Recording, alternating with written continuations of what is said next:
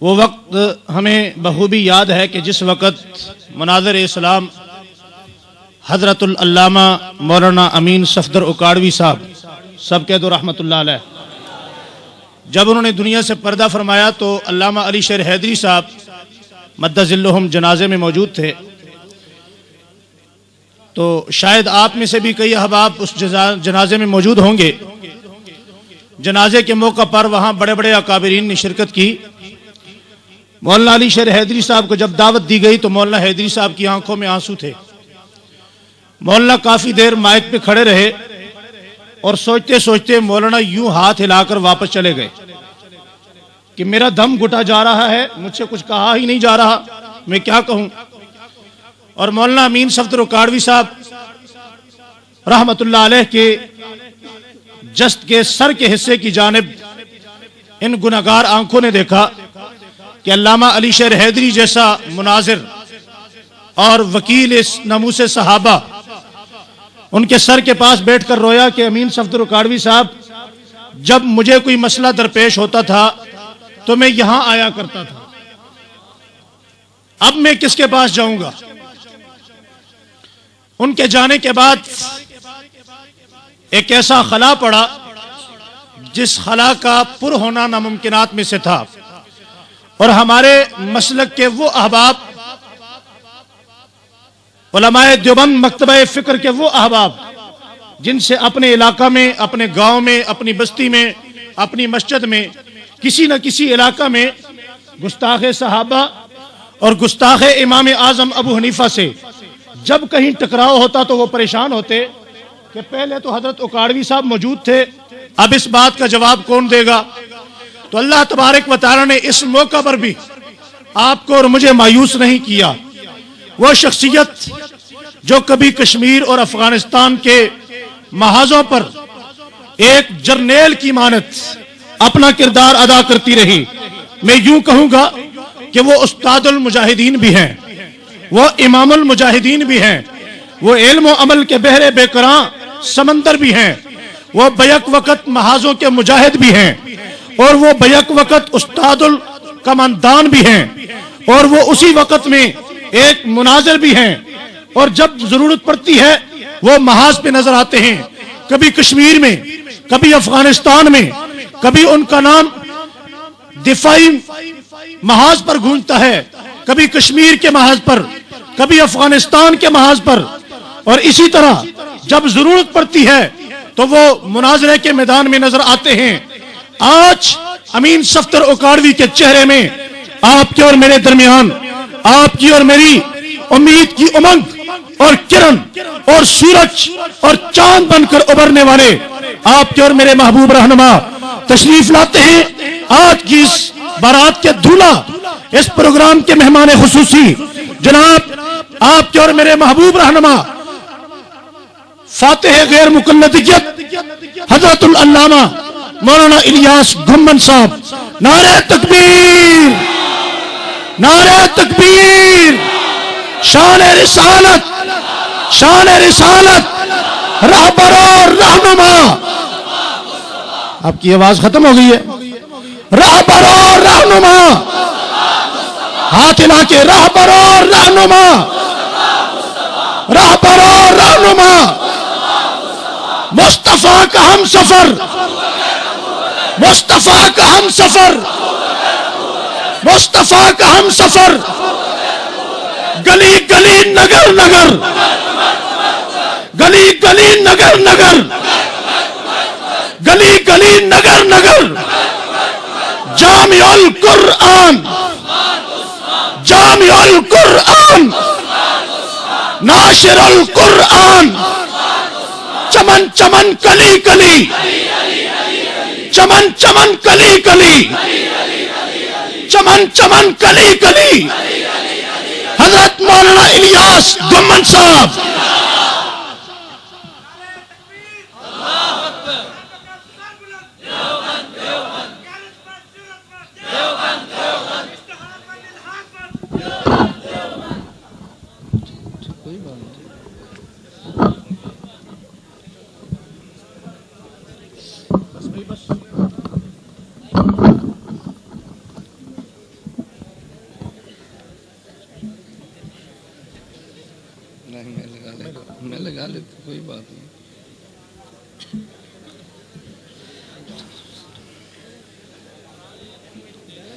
الحمد لله نحمده ونستعينه ونستغفره ونؤمن به ونتوكل عليه ونعوذ بالله من شرور أنفسنا ومن سيئات أعمالنا من يهده الله فلا مضل له ومن يضلل فلا هادي له ونشهد أن لا إله إلا الله وحده لا شريك له ونشهد أن سيدنا ومولانا محمدا عبده ورسوله أما بعد فأعوذ بالله من الشيطان الرجيم بسم الله الرحمن الرحيم ما آتاكم الرسول فخذوه وما نهاكم عنه فانتهوا عن أبي هريرة رضي الله عنه قال قال رسول الله صلى الله عليه وسلم من تمسك بسنتي عند فساد أمتي فله أجر 100 شهيد عن عبد الله بن مسعود رضي الله عنه قال قال رسول الله صلى الله عليه وسلم إن من الشعر حكمة عن عبد الله بن عباس رضي الله عنهما قال قال رسول الله صلى الله عليه وسلم إن من الشعر حكمة اللهم صل على محمد وعلى آل محمد كما صليت على إبراهيم وعلى آل إبراهيم إنك حميد مجيد اللهم بارك على محمد وعلى آل محمد كما باركت على إبراهيم وعلى آل إبراهيم إنك حميد مجيد رسول مجتبی کہیے محمد مصطفیٰ کہیے رسول مجتبی کہیے محمد مصطفیٰ کہیے خدا کے بعد بس وہی ہے اس کے بعد کیا کہیے شریعت کا ہے یہ اسرار ختم الانبیاء کہیے محبت کا تقاضا ہے کہ محبوب خدا کہیے شریعت کا ہے اسرار کہ ختم الانبیاء کہیے محبت کا تقاضا ہے کہ محبوب خدا کہیے جب ان کا ذکر آئے دنیا سراپا گوش ہو جائے جب ان کا نام آئے مرحبا صلی اللہ کہیے محمد کی نبوت دائرہ ہے نور وحدت کا اسی کو ابتدا کہیے اسی کو انتہا کہیے میری سرکار کے نقش قدم ہے جنت کے فاصلے یہی وہ منزل ہے جس کو مغفرت کا راستہ کہیے سلام اس پر کہ جس نے بے قصوں کی دستگیری کی سلام اس پر کہ جس نے بادشاہی میں فقیری کی سلام اس پر کہ اسرار محبت جس نے سمجھائے سلام اس پر کہ جس نے زخم کھائے پھول برسائے سلام اس پر جو خون کے پیاسوں کو قبائیں دیتا تھا سلام اس پر جو گالیاں سن کر بھی دعائیں دیتا تھا سلام اس پر کہ جس کے گھر نہ چاندی تھی نہ سونا تھا سلام اس پر کہ ٹوٹا ہوا بوریا جس کا بچھونا تھا سلام اس پر جو سچائی کی خاطر دکھ اٹھاتا تھا سلام اس پر جو بھوکا رہ کے اوروں کو کھلاتا تھا سلام اس پر کہ جس نے کھول دی مشکیں اسیروں کی سلام اس پر کہ جس نے بھر دی جھولیاں فقیروں کی میرے نہایت قابل صد احترام بزرگوں اہل سنت والجماعت سے تعلق رکھنے والے غیور مسلمان نوجوان دوستوں اور بھائیوں آپ حضرات نے اشتہارات کے ذریعے پڑھا ہے ہماری آج کی کانفرنس کا نام ہے محافل حمد اور محفل نعت تو میں اسی عنوان سے آج آپ کے سامنے گفتگو کروں گا ہر خطیب کا اپنا ذوق اور مزاج ہے میری آپ اس کو مجبوری سمجھیں یا کمزوری سمجھیں کہ اسٹیج پر اسی موضوع پر گفتگو کرتا ہوں جو اشتہار پر دے دیا جائے نمبر 2 میں باوجود اس کے کہ اپنے ایک کاس پہ گفتگو کرتا ہوں لیکن بلانے والی کی رعایت ضرور کرتا ہوں کیونکہ مجھے قاری یاسین صاحب دامت برکاتہم نے حکم دیا کہ آج کے جلسے میں تو نے حمد و نعت کے حوالے ہی سے گفتگو کرنی ہے تو میں نے کہا چلو آج 2-4 بات اسی پہ کر لیں گے اس لیے کہ ہمارا تعلق اکابرین علماء دیوبند کے ساتھ ہے اللہ پاک قاسم ننوتوی نور اللہ مرقدہ کی قبر پہ کروڑوں رحمت نازل فرمائے قاسم العلوم والخیرات مولانا قاسم ننوتوی نے ایک ننار کے نیچے جو چھوٹا سا پودا اس کے مولانا قاسم ننوتوی نے ایک ننار کے نیچے جو چھوٹا سا پودا اس کے نیچے ایک چھوٹا سا مدرسہ قائم کیا جو آج دارالعلوم دیوبند کی صورت میں ایک عظیم یونیورسٹی بنا اس درخت کے نیچے سے ایک استاذ جس کا نام شیخ الہند محمود حسن تھا اور ایک شاگرد جس کا نام محمود حسن تھا پڑھنے والا بھی محمود اور پڑھانے والا بھی محمود، جس نے پڑھایا اس کے نام میں بھی حمد تھا، جس نے پڑھا اس کے نام میں بھی حمد تھا۔ میرے دوستو، عجیب بات یہ ہے کہ جس اللہ نے نبی کو بھیجا، ہمارا وہ اللہ بھی قابل حمد ہے۔ جس نبی کو اللہ نے ہمیں نبی بنا کے دیا اس کا نام بھی محمد ہے، تو محمد کے لفظ کے اندر بھی حمد ہے۔ پھر اللہ نے قرآن میں اپنے پیغمبر کے 2 نام تذکرے کیے، 2 نام ذاتی بیان کیے، باقی وصفی بیان کیے۔ ذاتی نام جو قرآن میں اللہ نے حضور کے بیان فرمائے، ان میں سے ایک کا نام محمد ہے اور دوسرا احمد ہے۔ میرا اللہ چاہتا تو اپنے نبی کو اور نام بھی دیتا، لیکن اللہ نے نبی کے لیے نام محمد تجویز کیا، اس لیے کہ اگر اللہ ہمارے نبی کو نام کریم دیتا تو کریم کا معنی ایک ہوتا، اللہ نبی کو نام رحیم دیتا تو معنی ایک ہوتا، اللہ نبی کو نام رؤوف دیتا تو معنی ایک ہوتا۔ اللہ نے پیغمبر کو نام محمد دیا، کیوں؟ اس لیے کہ اللہ کے کائنات میں خزانے میں، اللہ کے اس کائنات میں، اللہ کے خزانے میں ایک شخص تھا جس کا نام اللہ نے محمد تجویز کیا، اور جس کو اللہ نے ختم نبوت کا تاج پہنایا۔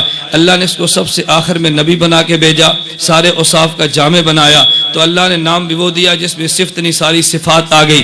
اگر کوئی تم سے پوچھے بھی محمد کا معنی کیا ہے، تو محمد کے سارے معنی بیان کرنے بڑے مشکل ہیں۔ مختصر الفاظ میں ہم یہ بات کہتے ہیں کہ محمد اسے کہتے ہیں صلی اللہ علیہ وسلم الذی اجتمعت فیہ الخصال المحمودہ کلھا، کہ جس کے نام میں ساری صفتیں جمع ہو جائے اس کا نام محمد ہے۔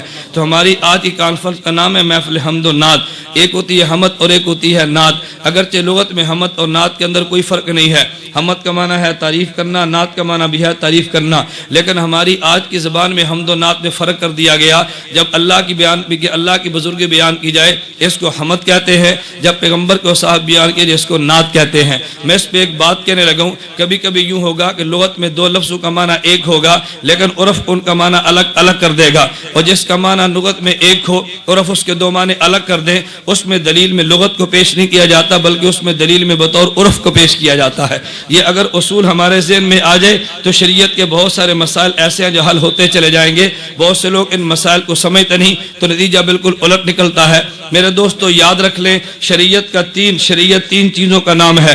نمبر 1 عقائد، نمبر 2 مسائل، اور نمبر 3 اخلاق۔ یہ 3 چیزیں ملے تو شریعت بنتی ہے۔ عقائد کو نکال دے شریعت نہیں بنتی، مسائل کو نکال دو شریعت نہیں بنتی، اخلاق کو نکال دو شریعت نہیں بنتی۔ تو شریعت کے 3 حصے ہیں، ایک حصے کا نام عقائد ہے، ایک حصے کا نام مسائل ہے، اور ایک حصے کا نام اخلاق ہے۔ تو ظاہر جب شریعت کے 3 حصے ہیں، ان 3 حصوں کو پڑھنے کے لیے 3 علم چاہیے تھے۔ تو ایک علم جس میں عقائد زیر بحث آتے ہیں اس علم کا نام علم کلام ہے، اور جس میں مسائل زیر بحث آتے ہیں اس کا نام علم فقہ ہے، جس میں اخلاق زیر بحث آتے ہیں اس کا نام علم تصوف ہے۔ اور جو علم عقائد کا ماہر ہو اس کو متکلم کہتے ہیں، علم فقہ کے ماہر کو فقی اور مجتہد کہتے ہیں، اور علم اخلاق کے ماہر کو صوفی اور مرشد کہتے ہیں۔ اس لیے میں کہتا ہوں عقائد کو چھوڑ دو شریعت نہیں بنتی، مسائل کو چھوڑ دو شریعت نہیں بنتی، اخلاق کو چھوڑ دو شریعت نہیں بنتی۔ اگر علم کلام کا انکار کرو شریعت مکمل نہیں ہوتی، علم فقہ کا انکار کرو شریعت مکمل نہیں ہوتی،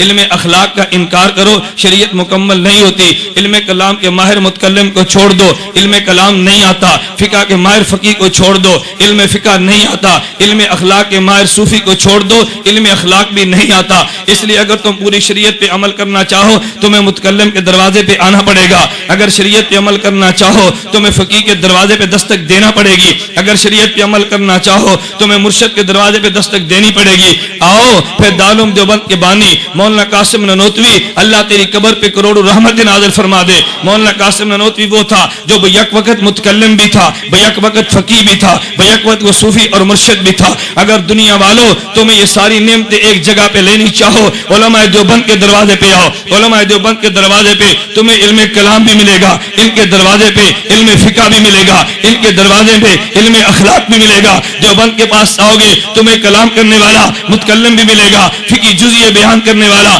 فقی بھی ملے گا، اور خانقاہ میں تزکیہ اور تصوف کے درس دینے والا تمہیں صوفی اور مرشد بھی ملے گا۔ یہ تینوں بیک وقت چاہیے تو تم آؤ۔ اس کے لیے اللہ نے علماء دیوبند کی صورت میں دنیا میں شریعت کو عام کر دیا۔ میرے دوستوں میں کہنا یہ چاہتا ہوں، اب دیکھ لیے متکلم ایک لفظ ہے، متکلم کا معنی اگر تم تبلیغی جماعت میں جاؤ گے پوچھو متکلم کسے کہتے ہیں، وہ کہے گا گشت میں بات کرنے والے کو۔ اگر مدرسے میں آگے پوچھو وہ متکلم کسے کہتے ہیں، وہ کہے گا علم کلام کے ماہر کو۔ اگر تم نحوی کے پاس جو کو متکلم کسے کسے کہتے ہیں؟ وہ کہتے ہیں صیغہ واحد یہ متکلم کا ہے، یہ صیغہ جمع متکلم کا ہے۔ متکلم تو لفظ ایک ہی ہے نا، لغت میں معنی ایک ہے، لیکن علم الکلام میں جاؤ متکلم اور ہوگا، علم تم تو تبلیغی جماعت میں جاؤ متکلم کا معنی اور ہوگا، تم نحو والوں کے پاس سر والوں کے پاس جاؤ متکلم کا معنی اور ہوگا۔ اس لیے میں بات کہنا چاہتا ہوں، اگر کسی آدمی نے فقہ پہ اعتراض کرنا ہو، اگر کسی آدمی نے دیوبندیت پہ اعتراض کرنا ہو، اگر کسی نے حنفیت پہ اعتراض کرنا ہو، پھر میں تم سے یہ بات پوچھوں گا کہ تم نے اعتراض کیا یہ مسئلہ فقہ کا تھا، مسئلہ عقیدے کا تھا، مسئلہ تصوف کا تھا۔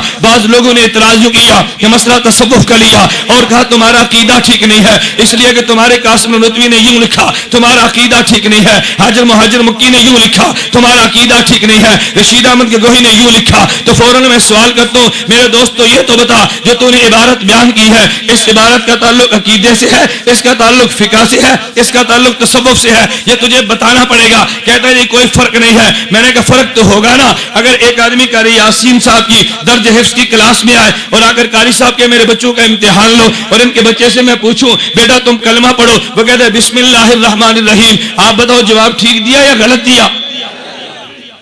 اب توجہ رکھنا، میں نے پوچھا بیٹا کلمہ بتاؤ، کہتا ہے بسم اللہ الرحمن الرحیم، جواب ٹھیک تھا یا غلط تھا؟ اب سب نے کہا جی غلط تھا۔ اچھا یہاں سے میں چلا گیا، ان کے کلاس کا لڑکا تو فیل ہو گیا، اب ساتھ میں گیا، وہاں پہ مولانا حسن صاحب دامت برکاتہم وہ نحو پڑھا رہے تھے، تو مولانا نے فرمایا آپ ہمارے مدرسے میں آئے ہیں میرے بچوں کا امتحان لو۔ میں ان بچوں سے پوچھنے لگا تو باہر دیکھا کہ لڑکا گالی دے رہا تھا۔ میں نے کہا بھائی یہ باہر والا لڑکا کیا کہتا ہے؟ طالب علم نے کہا استاد جی کلمہ پڑھتا ہے۔ یہ کیا پڑھتا ہے؟ جواب ٹھیک ہے یا غلط؟ سبحان اللہ، جواب ٹھیک ہے یا غلط؟ بھائی نحو کی زبان میں گالی کو کلمہ نہیں کہتے۔ نحویوں سے پوچھو کلمہ کسے کہتے ہیں تو نحوی کیا کہے گا؟ لفظ وضع لمعنی مفردن مفردن مفردن، وہ معنی یہ بیان کرے گا نا، تو گالی بھی تو کلمہ ہے نا۔ اب دیکھو اگر تم حفظ کی کلاس میں آؤ گے تو یہاں بسم اللہ بھی کلمہ نہیں بنتا، اور نحو کی کلاس میں آؤ گے تو گالی بھی کلمہ بنے گی۔ تو معلوم کیا ہوا؟ اگر تمہیں کلمے کی تعریف کرنی ہے نحو والوں کے پاس آؤ گے کلمہ اور ہوگا، حفظ والوں کے پاس آؤ گے کلمہ اور ہوگا۔ میرے دوستو میں یہ بات کہنا چاہتا ہوں، اگر تم نے سوال عقیدے پہ کیا تو کتابیں عقیدے کی کھلے گی، اگر تصوف پہ کیا کتاب تصوف کی کھلے گی، اگر فقہ پہ کیا کتاب فقہ پہ کھلے گی۔ تصوف کی بات سے زیر باس لا کے عقیدے پہ اعتراض مت کر، فقہ کی بات کو زیر باس لا کے عقیدے پہ باس مت کر، یہ تیری جہالت کی دلیل ہے۔ تو تینوں میں فرق نہ کر سکا اور دیوبندی تینوں میں فرق کرتا ہے، اس لیے دیوبندی کبھی دھوکے کا شکار بھی نہیں ہوتا۔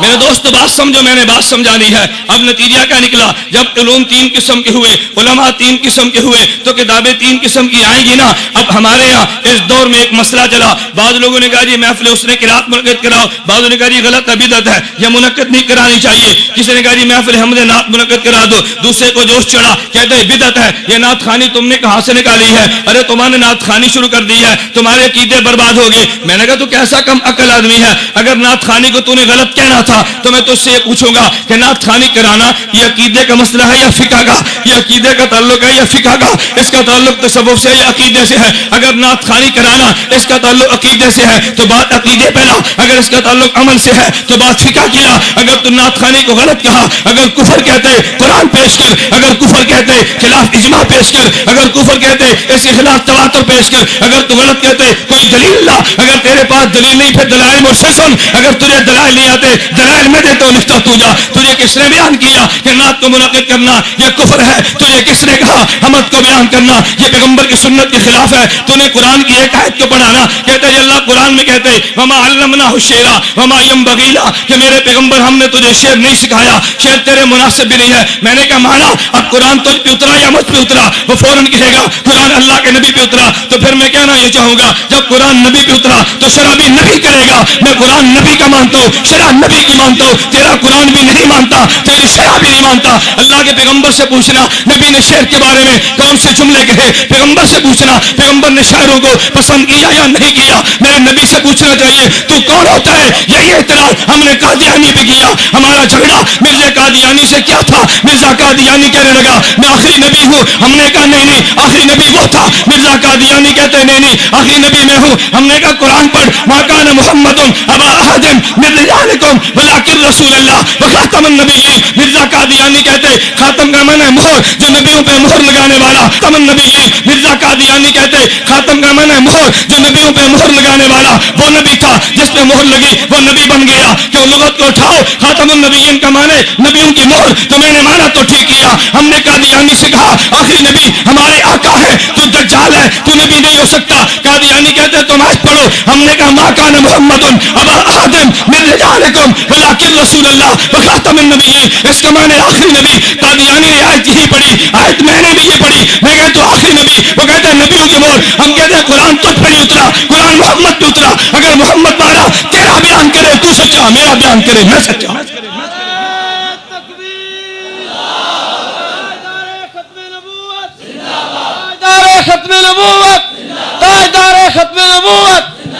इसलिए मिर्जा कादियानी पैगंबर के माने पे नहीं आता। मेरे दोस्तों एक बात ये नशीन कर लीजिए, आग लोग कहते हैं दुनिया में फिरका वरीयत आम हो गई। मैं एजेंसियों से कहता हूँ तुम भी नोट करो, मैं फिरका वरीयत का दुश्मन हूँ, फिरका वरीयत को लानत समझता हूँ। लेकिन तभी तुमने गौर किया फिरका वरीयत ने जन्म कहाँ से लिया। मैं कहता हूँ कुरान पैगंबर पे उतरा, शराब पैगंबर ने की है, नकल सहाबी ने की है। अगर कोई इंसान कुरान की आयत पढ़े, शरह में नबूवत की हदीस न पढ़े, मान ले झूठा है। कुरान की आयत पढ़े, शरह में सहाबी का इरशाद नकल न करे, मान ले झूठा है। जो कुरान की आयत पढ़े, शरह नबी से बयान करे वो सच्चा, आयत पढ़े शरह खुद करे वो झूठा। कुरान की आयत पढ़े, शरह सहाबी से लाए वो सच्चा, आयत खुद पढ़े शरह खुद करे वो झूठा। मेरे दोस्तों मैं कहता हूँ हुकूमत के वालों तुम भी सुनो, अगर तुम फिरका वरीयत के बीच को मिटाना चाहते हो, आओ उम्मत को कुरान पे लाओ, शरह पैगंबर की लाओ, इरशाद सहाबा पे लाओ। अल्लाह की कसम अगर उम्मत सहाबा पे मुत्तफिक हो जाए फिरका वरीयत मिट जाएगी, सहाबा को छोड़ेगी, फिरका वरीयत जन्म लेगी। तकबीर, ताजदारे खत्मे नबूवत, अज़मते सहाबा। मिटाओ फिरका वरीयत को। कौन फिरका वरीयत चाहते? हम भी चाहते हैं फिरका वरीयत को मिटा डालो, लेकिन मिटाने के लिए तरीका वो इख्तियार करो जो मेरे पैगंबर ने इख्तियार किया। नबी से फरमाया ना कि मेरी उम्मत में फिरके होंगे, वो जहन्नम में जाएंगे, एक जन्नत में जाएगा। हुजूर जन्नत में जाने वाला कौन सा होगा? फरमाया माना नहीं है वह सहाबी जो बात मेरी कहे पूछे सहाबी से, हदीस मेरी बयान करे पूछे सहाबी से। अगर हदीस नबी की बयान करे, शेर सहाबी का अमल बयान न करे, वो फिरका वरीयत का बीज बोता है। और जो पैगंबर की हदीस बयान करके शरह सहाबी सुनाए वो फिरका वरीयत को मिटा के रखता है। दुआ करो अल्लाह हमें पैगंबर के इरशाद को सहाबा से समझने की तौफीक अता फरमाए। तूने पढ़ा ना कुरान की आयत को, अच्छा मेरा सवाल ये है लाहौर के मुसलमानों तुम ये बताओ ये मुमकिन है कुरान को छोड़ कहे नबी को छोड़ कहे? नहीं हो सकता। अगर हुआ तो तेरी अक्ल में फतूर है, अगर हुआ तेरे दिमाग में फतूर है, तू नहीं समझा। कुरान कहते हैं वमा अल्लमनाहु शेरा वमा यंबगी लहु, मैंने शेर तुझे नहीं सिखाया, मोहम्मद तेरी शान के लायक भी नहीं है। अल्लाह के नबी से पूछो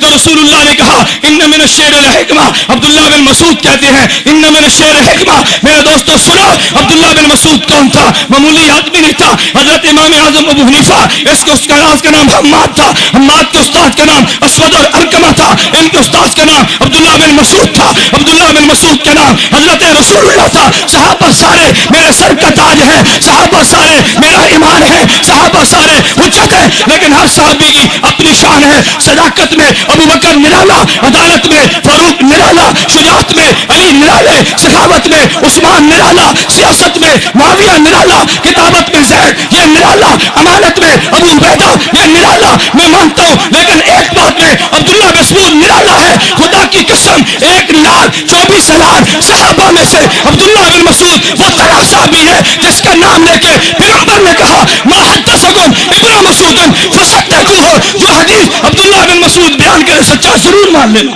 नारे तकबीर, ताजदारे खत्मे नबूवत, अज़मते सहाबा।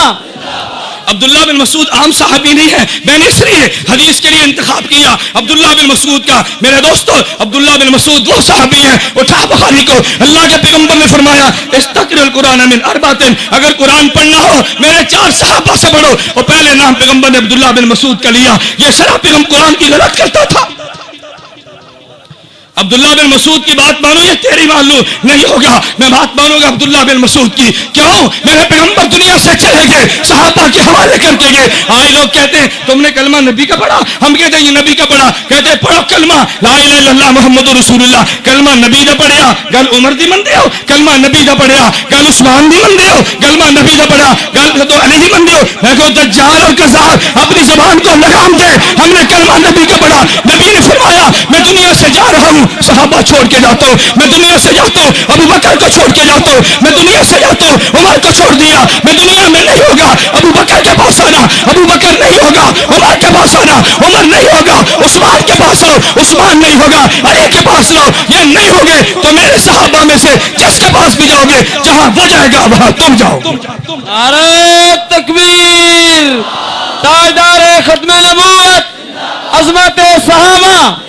اس لیے تو خاتم الانبیاء نے اعلان کیا، فرمایا ما من احد من اصحابی یموت باحسن الا بعث قائدم الا بعث قائدم ونور لهم یوم القیامہ۔ فرمایا جس سرزمین پہ میرا صحابی وفات پا جائے گا قیامت کو اٹھے گا، ان کا قائد بھی ہوگا، ان کے لیے نور بھی ہوگا۔ میرے دوستوں میں نے عرض کیا میں عبداللہ بن مسعود رضی اللہ عنہ فضائل پہ زیادہ بات نہیں کرتا، میں نے کہا عبداللہ بن مسعود نے پیغمبر کی حدیث کو نقل کیا، اور دوسری میں نے روایت پڑھی عبداللہ بن عباس کی۔ عبداللہ بن عباس کون ہے؟ تو نے قرآن کی آیت پڑھی ہے نا؟ میں کہتا ہوں قرآن کی آیت تو نے پڑھی، شرح عبداللہ بن عباس سے لا۔ عبداللہ بن عباس کون ہے؟ عبداللہ بن عباس کی خالہ حضرت میمونہ پیغمبر کے حرم میں تھی۔ عبداللہ بن مسعود عبداللہ بن عباس رات کو گئے، پیغمبر کے گھر میں تھے، رات کو اٹھے، حضور استنجا کے لیے گئے، وضو کے لیے گئے، عبداللہ بن عباس آئے، لوٹا بھر کے حضور کو پیش کیا، فرمایا پانی کس نے بھرا ہے؟ عبداللہ بن عباس نے کہا جی میں نے بھرا۔ نبی خوش ہوئے، کہا یا اللہ اللہم علمہ التعویل، اے اللہ میرے اس ابن عباس کو، اے اللہ میرے اس بھتیجے کو، میرے چچے کے بیٹے کو، کئی رشتے تھے نا، خالہ کا، ادھر خالہ کی وجہ سے ان کے بھانجے بھی تھے، حضرت عباس کی وجہ سے پیغمبر کے چچے کے بیٹے بھی تھے، امت کی وجہ سے پیغمبر کے صحابی بھی تھے۔ حضور نے دعا مانگی اللہم علمہ التعویل، اے اللہ میرے ابن عباس کو قرآن کی تفسیر کا علم دے، تفسیر تیری نہیں مانتا ابن عباس کی مانتا ہوں۔ میرا جرم تو یہی نا کہ تیری بات نہیں مانتا، میں صحابہ کی بات مانتا ہوں نا۔ میرے دوست بات کو سمجھو، عبداللہ بن عباس نے فرمایا اللہ کے نبی کا ارشاد نکل گیا، یہ دونوں روایتیں ترمذی میں موجود ہیں، اور حضرت عبداللہ بن عباس یہی میں نے ان من الشعر الحکمہ یہ روایت اٹھا کے دیکھو ترمذی میں موجود ہے۔ عبداللہ بن عباس فرماتے ہیں اللہ کے پیغمبر نے اعلان کیا، عبداللہ بن مسعود فرماتے ہیں اللہ کے نبی نے اعلان کیا ان من الشعر الحکمہ، فرمایا شعر میں اتنی حکمتیں ہوتی ہیں، شعر میں دنائیاں اللہ نے رکھی ہیں، شعر میں اللہ نے حکمتیں رکھی، رب نے دنائیاں رکھی۔ کبھی کبھی انسان نثر میں وہ بات نہیں کہہ سکتا جو شعر میں کہتا ہے، جب پیغمبر گارنٹی دے تو کون ہوتا ہے روکنے والا؟ پھر صرف یہ نہیں، اللہ کے پیغمبر نے اپنی زبان سے اعلان کیا۔ میں نے چند دن قبل مامو کانجر میں ایک بیان کیا، بیان کر کے بننے بات آ گیا، بعض لوگ بعد میں پہنچے کہتے جی مولانا کو لاؤ، ہم نے مولانا سے مناظرہ کرنے۔ میں نے کہا شوق پورا کر لو، لیکن مناظرے کا طرز وہ ہوگا جو میرے پیغمبر نے دیا ہے، میں تیرے طرز کو قبول نہیں کرتا۔ کہتے وہ کون سا؟ میں نے کہا میرے پیغمبر نے طرز کیا دیا، ایک قبیلہ تھا عرب کا، اللہ کے نبی کے پاس ہے، کہا ہم نے مناظرہ کرنے، فرمایا کرو بھائی تم مناظرے کا شوق پورا کر لو، ہم مناظرہ کرنا چاہتے ہیں۔ فرمایا مناظرہ کون کرے گا؟ انہوں نے کہا یہ ہمارا شاعر کرے گا۔ فرمایا تم شاعر کے لاؤ۔ حضور نے فرمایا حسان کھڑے ہو جاؤ، ان کا مقابلہ کرو۔ عرب کا شاعر آیا، پیغمبر نے شاعر پیش کیا، انہوں نے کہا ہمارا خطیب مقابلہ کرے گا۔ فرمایا لاؤ۔ حضور نے فرمایا حسان تم کھڑے ہو کے خطابت کے جوہر دکھاؤ۔ حضور کا شاعر حسان شاعری میں جیتا، حضور کا خطیب حضرت ثابت یہ خطابت میں جیتا۔ دلائل کی باری ہے، نبی نے فرمایا میں دلائل دوں گا۔ میرے دوستو میں نے ان سے کہا میں کہتا ہوں اگر تمہارا دکاندار آئے گا میں دکاندار لاؤں گا، تمہارا پروفیسر آئے گا پروفیسر لاؤں گا، مناظر تم لو میں خود آؤں گا، مناظر تم لو میں خود آؤں گا۔ میں نے کہا میں نے پیغمبر کی حدیث بیان کی، جھٹلاؤ میری روایت کو، انکار کر دو نا۔ سامنے شاعر آیا تو نبی نے کس کو پیش کیا؟ شاعری غلط جو تھی پھر نبی نے پیش کیوں کیا؟ شاعری تو غلط ہے نا، نبی نے کیوں پیش کیا؟ ادھر سے شاعر آیا پیغمبر نے شاعر پیش کیا، ادھر سے خطیب آیا تو نبی نے۔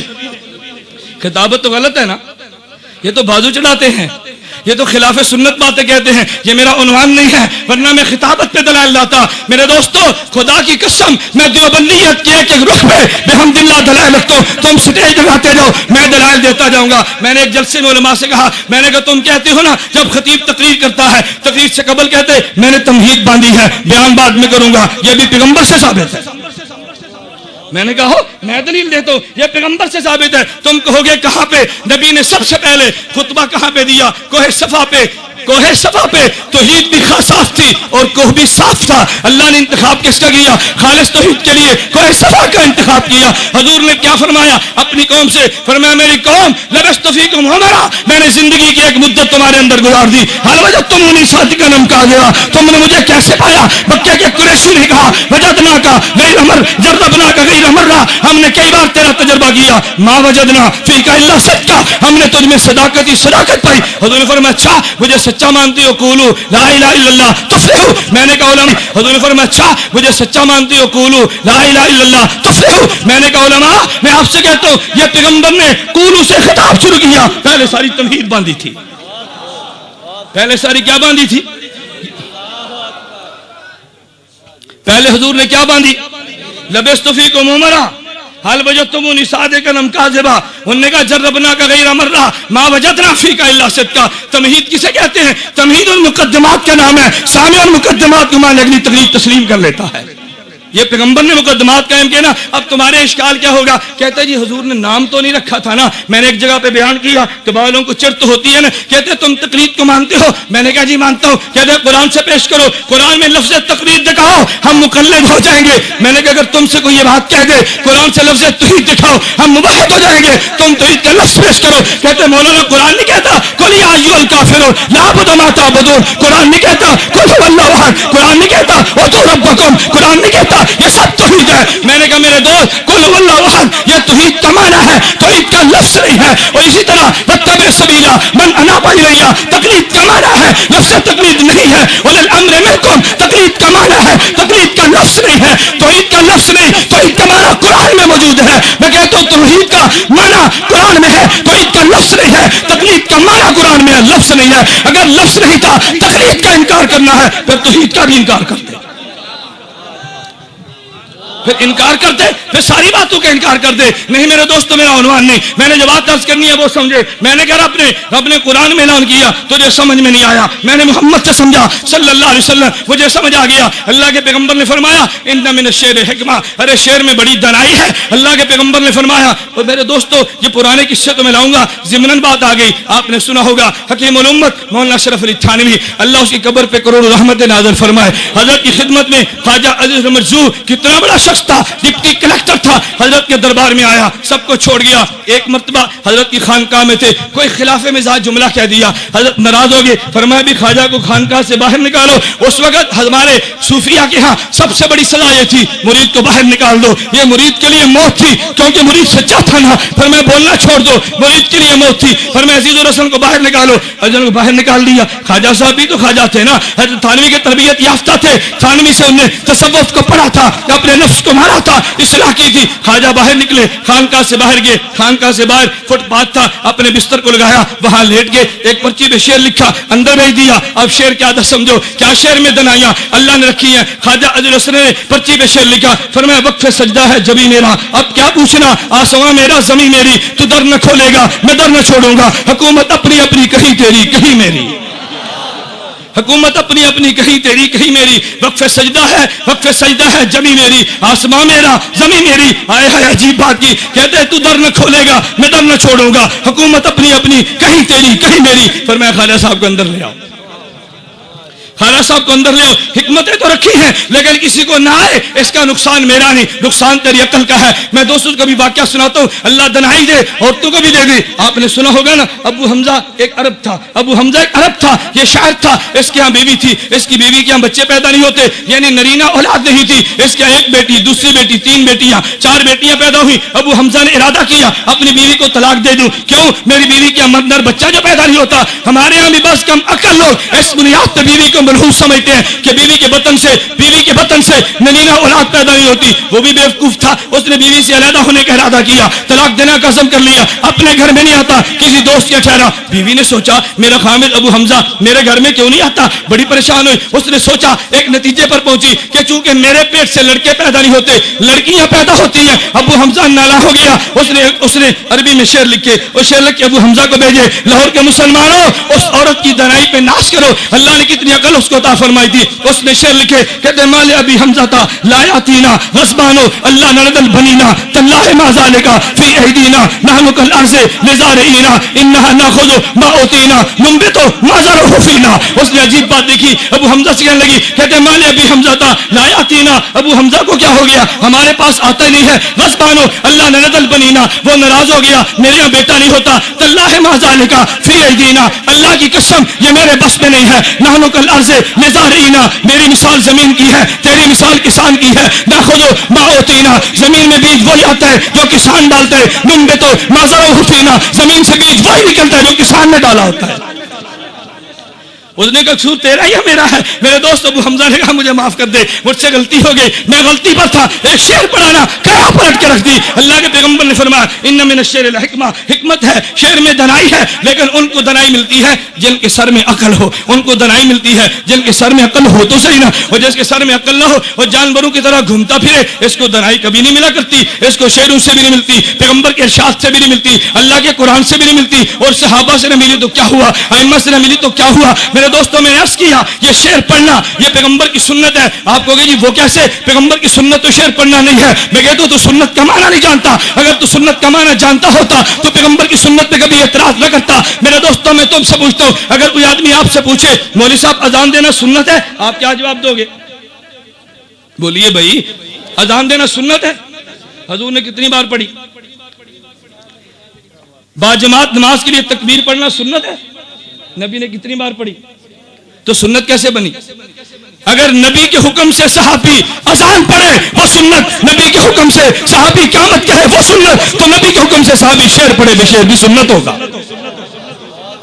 پھر شعر بھی سنت ہوگا نا. ہاں تجھے نہیں آتا میں سناؤں گا, تجھے قصیدے نہیں آتے میں پڑھوں گا. صحابہ نے پڑھے, نبی کے حکم سے پڑھے, یہ پیغمبر نے پڑھے ہیں. میرے دوستوں لیکن میں نے عرض کیا ایک ہے حمد ایک ہے نعت. پہلے میں حمد سناتا ہوں پھر نعت سنو. اور حمد کی کس کی میرے دوستوں؟ تیری اور میری نہیں. میں حمد لاتا ہوں اللہ کے نبیوں کی. حمد بیان کی ہے ابراہیم خلیل اللہ نے, حمد بیان کی ہے موسیٰ کلیم اللہ نے, حمد بیان کی ہے عیسیٰ روح اللہ نے, حمد بیان کی ہے محمد رسول اللہ نے. اور لکھنے والا کون ہے؟ زرقانی. اٹھانا کتب حدیث کو, امام زرقانی کہتے ہیں ابراہیم نے اللہ کی حمد کو بیان کیا. ابراہیم نے حمد کو بیان کرتے یوں کہا الحمدللہ الذی اتخذنی خلیلا, اے اللہ تیرا شکر ہے تو نے مجھے اپنا خلیل بنا لیا. وَأَعْطَانِي مُلْكًا عَظِيمًا, اے اللہ تیرا شکر ہے تو نے مجھے عظیم ملک عطا کر دیا. اے اللہ تیرا شکر ہے وَجَعَلَ أُمَّتِي قَانِتًا يُؤْتَمَّ بِهِ, تو نے مجھے امت کا مقتدا بنا دیا. وَأَنْقَذَنِي مِنَ النَّارِ, مجھے نار سے بچا لیا. وَجَعَلَهَا عَلَيَّ بَرْدًا وَسَلَامًا, تو نے آگ کو مجھ کو ٹھنڈا کر دیا. ابراہیم نے حمد بیان کی. بعد میں کون ہے؟ حضرت موسیٰ.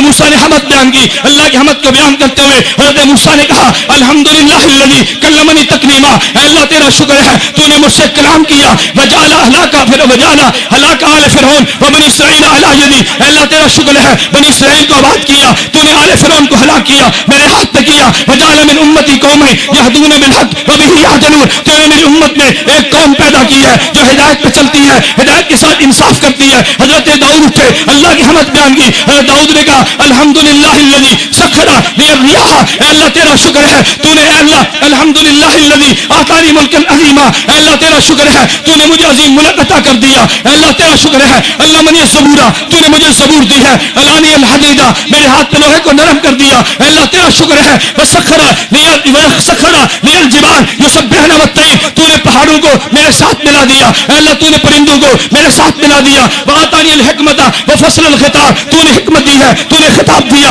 اے اللہ تیرا شکر ہے. حضرت سلیمان آئے, اللہ کی حمد کو بیان کیا. سلیمان کہنے لگے الحمدللہ الذی سخر لی الرياح, اے اللہ تیرا شکر ہے تو نے میرے تابع ہوا کو کر دیا. وسخر لی الشیاطین, شیاطین کو میرے تابع کر دیا. یا ملونا ما شئت من محارب وتماثیل وجفان کالجبال وقدور راسیہ, جیسے میں چاہتا ہوں محارب بناتا ہوں, جیسے چاہتا ہوں ہنڈیاں بناتا ہوں, جیسے چاہتا ہوں محل بناتا ہوں. اے اللہ تیرا شکر ہے علمنی منطق الطیر, تو نے مجھے پرندوں کی بولیاں سکھا دی. اے اللہ تیرا شکر ہے فضلنی علی کثیر من عبادی, تو نے اپنے بندوں پہ مجھے فضیلت دی ہے. اے اللہ تیرا شکر ہے اعطانی ملکا لا ينبغي لأحد من بعدی, ایسی حکومت دی ہے جو میرے بعد کسی اور کو نہیں ملے گی. اے اللہ تیرا شکر ہے وجعل ملکی ملکا لا حساب فیہ, مجھے تو نے ایسی حکومت دی جس حکومت کا تو کوئی حساب نہیں لے گا. اہل سنت والجماعت کا عقیدہ ہے قبر میں حساب ہوتے مگر امتی سے نبی سے نہیں ہوتا. اہل سنت والجماعت کا عقیدہ قبر میں حساب ہوتے کس کا؟ بولیے کس کا؟ نبی کا حساب. میں ایک بات کہہ دوں، قبر میں حساب امتی کا ہوتا ہے، نبی کا. توجہ رکھنا، قبر میں حساب کس کا ہوتا ہے؟ نبی کا. نبی قبر میں جاتا ہے، نبی سے حساب نہیں ہوتا، امتی سے رب حساب لیتا ہے.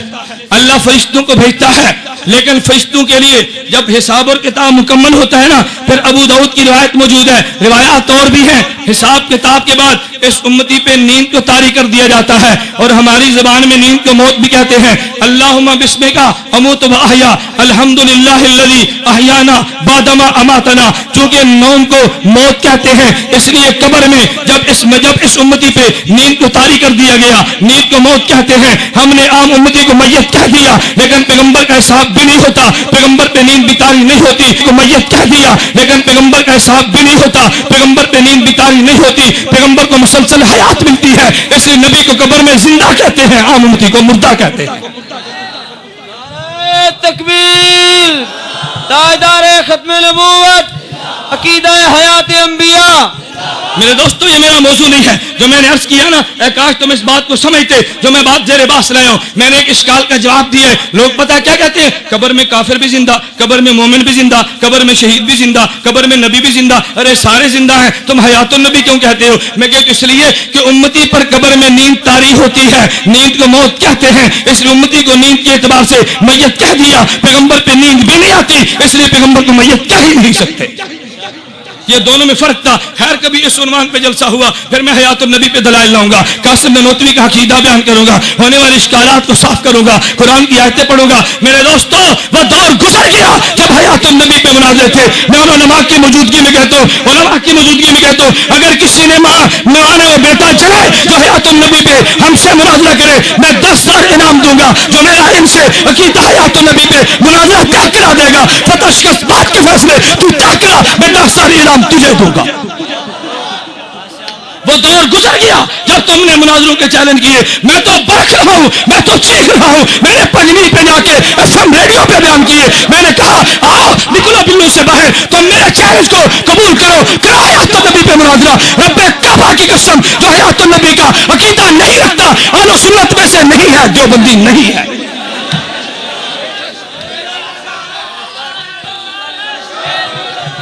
نعرہ تکبیر، تاجدار ختم نبوت، اہل سنت والجماعت علماء دیوبند، عقیدہ حیات النبی. میں نہیں مانتا تمہیں دیوبندی.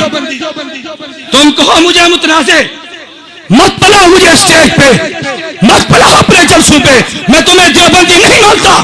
تو قاسم نانوتوی کے عقیدے کو قرآن کے خلاف کہے، مولانا خلیل سہارنپوری کو قرآن کا منکر کہے، تو صحابہ کے عقیدے کو قرآن کے منافق کہے، میں تجھے دیوبندی مان لوں، پھر میری زندگی پہ لعنت ہے. نہیں مانتا تجھے دیوبندی، تو کر چیلنج. نہیں مانتا دیوبندی، تو کر چیلنج. میں تیرے چیلنج کو قبول کرتا ہوں. لوگوں نے کہہ دیا اس نے امت میں بگاڑ پیدا کیا، امت میں اختلاف پیدا کر دیا. اختلاف تو نے کیا، میں اختلاف کو مٹا کے رکھتا ہوں. میں کہتا ہوں آ جاؤ، اگر تم دیوبندی ہو قاسم نانوتوی کے عقیدے پہ دستخط کر دے. اگر دیوبندی ہے شیخ الہند کے عقیدے پہ دستخط کر دے. اگر دیوبندی ہے حسین احمد مدنی کے عقیدے پہ سائن کر دے. اگر دیوبندی ہے المحلت کو مان لے. اگر دیوبندی عقیدہ تو نہیں مانتا، میں تجھے دیوبندی نہیں مانتا.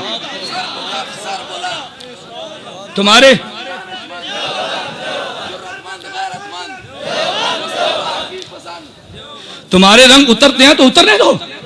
ہم نے بڑا عرصہ گالیاں کھائی ہیں، ہم نے بڑا عرصہ تم سے گالیاں کھائی ہیں. میں اس لیے بار بار کہتا ہوں عقیدہ بیان کر، بڑے زور سے بیان کر، تجھے حق حاصل ہے. میرے کافر کے خلاف زبان درازی مت کرنا. میں تیری زبان کو کھینچوں گا اور جڑ سے کھینچ لوں گا. تو زبان درازی کر کے دکھا.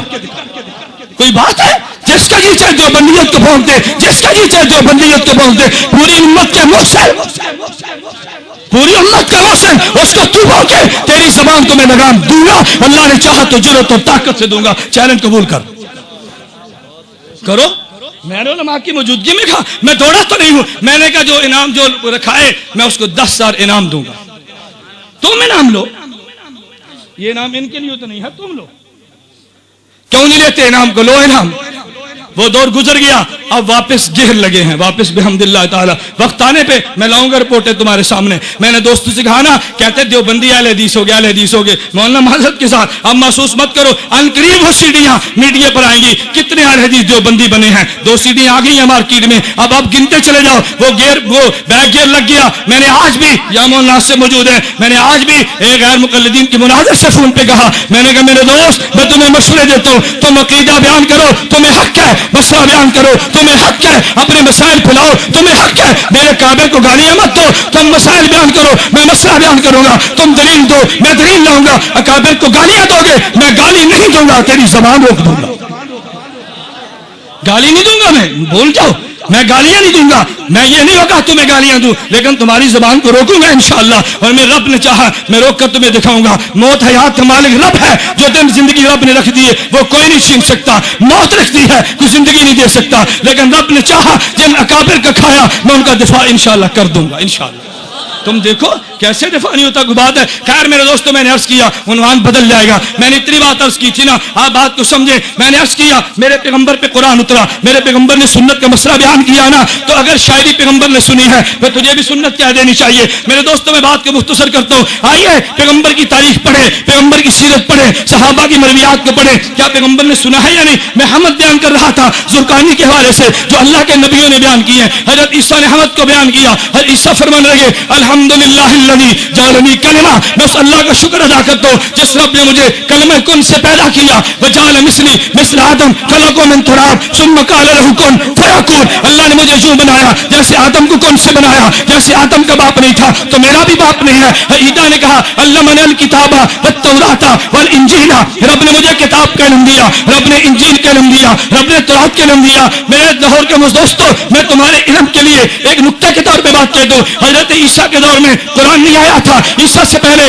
تورات آئی، عیسیٰ سے پہلے انجیل آئی، عیسیٰ سے پہلے زبور آئی۔ عیسیٰ علیہ السلام فرماتے مجھے رب نے انجیل دی ہے، بات سمجھ آتی ہے، مجھے زبور کا علم دیا، بات سمجھ آتی ہے، مجھے تورات کا علم دیا، بات سمجھ آتی ہے۔ اور عیسیٰ نے یہ کیوں کہا کہ رب نے مجھے کتاب کا علم بھی دیا؟ یہ کیسے فرما دیا کہ مجھے کتاب کا علم بھی دیا؟ اس کی وجہ سنو، اہل سنت والجماعت کا مسلمانوں کا عقیدہ ہے عیسیٰ علیہ السلام آسمان پہ زندہ ہے، اس نے دوبارہ آنا ہے، پیغمبر کا امتی بن کے آنا ہے۔ جب اسے نبی کا امتی بننا ہے اس کو قرآن کا علم بھی چاہیے تھا، اللہ نے آنے سے پہلے قرآن کا علم بھی دے دیا، آنا جو تھا علم بھی دیا، آنا جو تھا علم بھی دیا نا۔ میں نے ایک جگہ پہ دوستوں سے کہا قرآن کے حوالے سے میں بات کہہ دوں، مرزا قادیانی کہتے عیسیٰ علیہ السلام فوت ہو گئے، آسمان پہ زندہ اٹھا لیے گئے۔ ہم نے کبھی قرآن پڑھ، اب قادیانی بھی تو قرآن پڑھتے ہیں نا، لوگ کہتے ہیں قرآن قرآن قرآن قرآن، قادیانی بھی تو قرآن پڑھتا ہے نا۔ قادیانی کہتے ہیں دیکھو اللہ نے قرآن میں کہا اس قال اللہ یا عیسیٰ، اللہ نے قرآن میں کہا عیسیٰ انی متوفی کا، توجہ رکھنا، انی متوفی کا ورافیوں کا الیہ، اے عیسیٰ میں تجھے وفات دوں گا اور تجھے اٹھا لوں گا۔ تو پہلے وفات ہے نا، اٹھانا بعد میں ہے۔ قادیانی کہتے ہیں اب قرآن کا طرز یہ بتاتا ہے کہ پہلے اللہ نے وفات دی پھر اللہ نے اٹھا لیا۔ ہم مانتے ہیں عیسیٰ آسمان پہ ہے لیکن پہلے موت دی اور پھر اٹھا لیا۔ ہم نے کہا جی کیسے؟ کہتے قرآن میں ہے اللہ نے فرمایا اس قال اللہ یا عیسیٰ، اے عیسیٰ انی متوفی کا، میں تجھے وفات دیتا ہوں، ورافیوں کا، اور تجھے اٹھا لوں گا۔ تو پہلے تذکرہ وفات کا یا اٹھانے کا؟ بولیے نا، آپ پریشان مت ہو، جواب میں نے دینا ہے۔ پہلے تذکرہ وفات کا یا اٹھانے کا؟ اب مرزا قادیانی کہتے ہیں جی پہلے اللہ نے وفات کا فرمایا پھر اٹھانے کا فرمایا۔ یہی بات تو میں کہتا ہوں، پہلے وفات دی ہے پھر اٹھا لیا۔ میں کہتا ہوں عقل کے اندھے، تو آنکھ کا بھی اندھا تھا، عقل کا بھی اندھا تھا، قرآن سمجھتا بھی نہیں تھا، دیکھتا بھی نہیں تھا۔ یہی تیرا نقصہ، تو نے دیکھا تو وہ بھی یاد تھا، سمجھا تو وہ بھی یاد تھا، تیرا قصور نہیں، تیری عقل اور آنکھ کا قصور تھا۔ بدبخت تو نے قرآن کے اسلوب پہ غور کیا۔ اصل مسئلہ کیا تھا؟ عیسیٰ علیہ السلام دوڑے، یہودی پیچھے تھے، عیسیٰ علیہ السلام کمرے میں چھپے، اب یہودی باہر کھڑے ہیں۔ عیسیٰ علیہ السلام بھی انسان تھے، عیسیٰ علیہ السلام بھی تو بشر تھے نا، بشری تقاضے بھی تھے۔ عیسیٰ نے اللہ سے دعا مانگی، یا اللہ میری حفاظت فرما۔ اللہ نے فرمایا عیسیٰ تو نے گھبرانا نہیں ہے، تجھے وفات تو میں دوں گا۔ اللہ وفات تو دے گا، یہ تو باہر کھڑے ہیں میری جان لے لیں گے۔ اللہ فرماتا ہے نہ عیسیٰ انی متوفی کا، وفات میں نے دینی ہے، جب وفات میں دوں گا یہ تجھے مار نہیں سکتے، زندگی موت میرے ہاتھ میں، ان کی بس میں نہیں ہے، تجھے مارنا، گھبرانا نہیں، انی متوفی کا، وفات میں دوں گا۔ اے اللہ کیسے دوں گا؟ یہ تو پہنچے، رب نے کہا برافیوں گا، تجھے اٹھا لیتا ہوں۔ آئے ہائے، نہیں کہا، رب نے فرمایا میں تجھے اٹھا لیتا ہوں, پہلے متوفی کا کہہ کے رب نے تسلی دی ہے, رافع کہہ کے اٹھا لیا ہے. قرآن کا معنی تو یہ تھا, لیکن عقل کے اندھے اور آنکھ کے کانے تو نے قرآن کو نہ سمجھا اور اعتراض عیسیٰ علیہ السلام پہ کر دیا. میرے دوستو, عیسیٰ علیہ السلام نے یہ بات کہی, میں نے اس لیے کہا ہمارا عقیدہ عیسیٰ علیہ السلام آسمان پہ زندہ ہے اور عیسیٰ علیہ السلام دوبارہ آئیں گے. عیسیٰ علیہ السلام زندہ ہیں, آئیں گے. اور ایک اور میں بات کہہ دوں, عیسیٰ علیہ السلام ذوق تازہ ہو, میں ایک بات کہتا ہوں, عیسیٰ علیہ السلام آئیں گے دنیا میں فتنے مٹانے کے لیے. دنیا میں فتنے, توجہ رکھنا, دنیا میں فتنے. لیکن عیسیٰ علیہ السلام فتنے کیسے مٹائیں گے؟ دلیل سے یا طاقت سے؟ طاقت سے. کیسے مٹائیں گے؟ دلائل کا دور تو گزر گیا, دلائل میں برہان مکمل ہو گیا. عیسیٰ علیہ السلام اٹھائیں گے, دلیل سے نہیں عمل سے فتنے مٹھائیں گے. سارے فتنے مٹ گئے, یہودیت کا, عیسائیت کا, مرزائیت کا. اللہ کے پیغمبر فرماتے ہیں اٹھاؤ, یہ روایت مسند ابو یعلا میں موجود ہے. ابو ہریرہ فرماتے ہیں رضی اللہ عنہ, حضرت عیسیٰ علیہ السلام فتنے مٹھا کے پیغمبر کے روزے پہ جائیں گے. پیغمبر پہ فتنہ باقی ہے نا, نبی سنتا ہے یا نہیں سنتا؟ اب قبر پہ جائیں گے. اللہ کے پیغمبر فرماتے ہیں, نبی نے, اللہ کے پیغمبر فرماتے ہیں, حضور نے اعلان کیا, فرمایا عیسیٰ علیہ السلام جب آئیں گے نا, لَيَنزِلَنَّ عِيسَى ابْنُ مَرْيَمَ إِمَامًا حَكَمًا عَدْلًا. عیسیٰ علیہ السلام آسمان سے اتریں گے, امام حکم عدل بن کے اتریں گے. فَلَيُسْلِبَنَّ الصَّلِيبَ, صلیب کو توڑ دیں گے. وَلْيَحْكَمْ عدل بن کے اتریں گے. فَلَيُسْلِبَنَّ الصَّلِيبَ, صلیب کو توڑ دیں گے. وَلَيَقْتُلَنَّ الْخِنزِيرَ, خنزیر کو مار دیں گے, یعنی عیسائیت کو مٹا دیں گے, یہودیت کو مٹا دیں گے. وَلَا يُعْرَضَنَّ عَلَيْهَا الْمَالُ فَلَا يَقْبَلُهُ, مال کی پیشکش ہوگی, عیسیٰ ٹھکرا دے گا. جب حضرت عیسیٰ سارے فتنے مٹا دیں گے, نبی نے فرمایا ثُمَّ لَئِن قَامَ عَلَىٰ قَبْرِي, پھر عیسیٰ میری قبر پہ آئیں گے اور کہیں گے یا محمد, یا محمد لَأُجِيبَنَّ. عیسیٰ محمد کہے گا میں جواب دوں گا. عیسیٰ علیہ السلام یا محمد کہیں گے میں جواب دوں گا. تو فتنے عمل سے مٹیں گے. اس فتنے کو بھی عیسیٰ اپنے عمل سے مٹا دیں گے, اس فتنے کو بھی عمل سے مٹائیں گے. ثم لئن قام علی قبری, میری روایت پہ جڑا کر, میری روایت پہ بحث کر, میرے راویوں کی سند پہ اعتراض کر, مناظرے کا میدان گرم کر, میری روایت پہ کر جڑا. آؤ نا, میرے روایت پہ جڑا کرنا. میں دیکھتا ہوں میرے روایت پہ جڑا کیسے لاتے. جس راوی پہ تو نے جڑا کرنی ہے, بحمداللہ میری اس روایت میں وہ راوی موجود نہیں ہے. آ تو صحیح نا, یہ مناظرے کے دن کی باتیں ہیں. میرے دوستوں, میں نے عرض کیا عیسیٰ علیہ السلام آئیں گے انشاءاللہ. ہمارا اہل سنت والجماعت کا عقیدہ ہے عیسیٰ علیہ السلام آئیں گے. میں نے عرض کیا عیسیٰ نے اللہ کی حمد بیان کی ہے. عیسیٰ سے فرمانے لگے وجعلنی, اللہ تو نے مجھے معجزہ دیا. کون سا؟ ابر الاکمہ والابرص وحی الموتى باذن اللہ. عیسیٰ علیہ السلام کہنے لگے وجعلنی, اللہ تو نے مجھے معجزہ دیا کہ میں تیرے حکم سے, اللہ تو نے مجھے معجزہ دیا, میں اخلق من الطین, اخلق من الطین کہیات الطیر فانفخ فیہ فیکون طیرا باذن اللہ. حمد عیسیٰ کی مکمل ہوگی. اب آئی میرے نبی کے باری, حضور نے حمد بیان کی. میرے دوستو آؤ, محفل حمد منعقد کرنے والوں, پیغمبر کی حمد بھی سنو. اللہ کے پیغمبر نے حمد بیان کی. فرمایا الحمدللہ الذی ارسلنی رحمتا للعالمین وکافۃ للناس بشیرا ونذیرا وجعل امتی خیر امۃ اخرجت للناس وجعل امتی هم الاولین وانزل علی القرآن فیہ بیان للناس. پیغمبر نے حمد بیان کی. فرمایا ورفع ذکری وجرع صدری ووضع عنی وزری. اللہ کے پیغمبر نے حمد کو بیان کیا. وجعلنی فاتحا وخاتما. میرے دوستو سنو, پیغمبر نے حمد بیان کرتے ہوئے کیا فرمایا؟ الحمدللہ الذی, اب زیادہ وقت نہیں ہے میں حمد کہہ کے جملے کی شرح کرتا. فرمایا الحمدللہ الذی ارسلنی رحمتا للعالمین. اے اللہ تیرا شکر ہے, منہ نے تو نے رحمت للعالمین بنا دیا, رحمت للعالمین. اب دلیل سنو, دلیل سنو. لوگ باز تو نہیں آتے, کہتے ہیں اچھا اللہ کا نبی ہر جگہ موجود ہے. اللہ کا نبی, اللہ کا نبی, کیا بات ہے. جو ماننے پہ آیا نبی کو مان لیا, جو نہیں ماننے پہ آیا تو رب کو بھی نہیں مان لیا. جو بات میں کیا کہوں شاید آپ نہیں سمجھے. جو ماننے پر آیا وہ نبی کو ہر جگہ پہ مان گیا, اور جو ماننے پہ نہیں آیا وہ اللہ کو بھی ہر جگہ پہ حاضر ناظر نہیں مانتا. کہتا ہے اللہ عرش پہ ہے, ہر جگہ پہ نہیں ہے. جو ماننے پر آیا تو نبی کو مانے, جو نہ ماننے پہ رب کو مانے. ہم کہتے ہیں نہیں, توجہ رکھنا. کہتے ہیں وما ارسلناک الا رحمتا للعالمین, نبی ہر جگہ پر موجود ہے. بھئی دلیل کیا؟ قرآن کہتے ہیں ارسلناک رحمتا. قرآن نے کہا, بھئی قرآن نے کیسے کہا؟ کہتے ہیں قرآن کہتے ہیں ہم نے نبی تجھے رحمت بنا کے بھیجا. یا رحمت ہے یا نہیں؟ بولیے, رحمت نہیں ہے. اور نبی کون ہے؟ تو پھر نبی تو ہوئے. دلیل آئی کہ نہیں؟ اب پریشان ہونا ہے نا. میں اس لیے کہتا ہوں, مولانا مجھ سے قبل اعلان فرما رہے تھے نا, یقین کیجیے میں تحدیث بن نعمت کے طور پہ کہتا ہوں دیوبندیو تم نے پریشان نہیں ہونا. تم مناظرے کا چاہ دے قبول تم کرو, پابندی میرے سے میں ڈال دے. چاہ تو قبول کر دے, جنگ میرے کھاتے ڈال دے. تم کرو تو صحیح.